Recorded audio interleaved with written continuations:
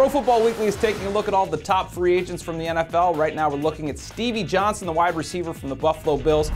Kevin, he's the first Bill to go over 1,000 yards in back-to-back seasons, but just how much value does he have? Is he really a #1 guy? I think for Buffalo he is, and he proved that against the Jets. He dominated Darrelle Revis in the other 2 meetings. You watch those games and you think to yourself, why is there really a question about whether or not he's going to be re-signed and if the Bills will go up and really spend the money on him, because he played well against the league's best corner. And he proved it last year wasn't a fluke. He had some struggles, battled through some injuries. We know the drops have been a problem. But for the Buffalo Bills, Stevie Johnson is the #1 receiver, and I'm sure there's a handful of teams around the league that if they went after Stevie Johnson, he would be their #1 receiver. But #1 receiver for them, that doesn't mean #1 receiver Larry Fitzgerald type money. No, he's far from elite. He's no Larry Fitzgerald, Calvin Johnson. You know, he's not in that echelon yet, and I don't know if he ever will be. But for what the Bills used him for, he was perfect.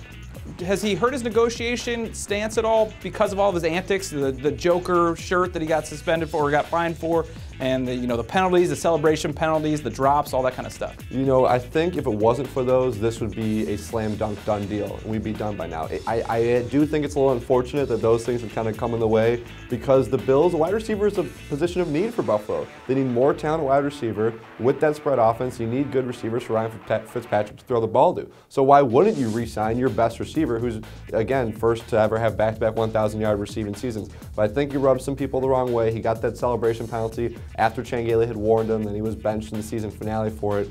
So that might have something to do with it. I still think the two sides want him to stay in Buffalo, and Stevie Johnson has said he's loyal. He wants to be a Bill. Do you think he's going to stay there then?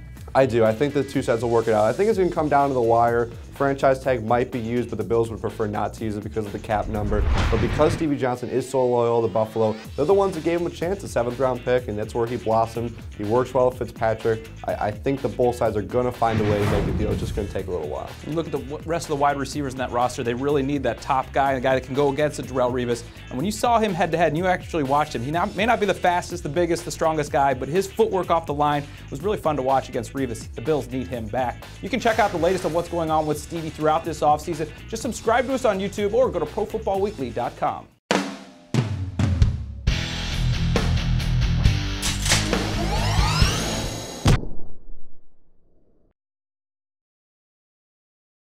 It's never too early to start thinking about the NFL Draft, and Pro Football Weekly's new draft database has you covered.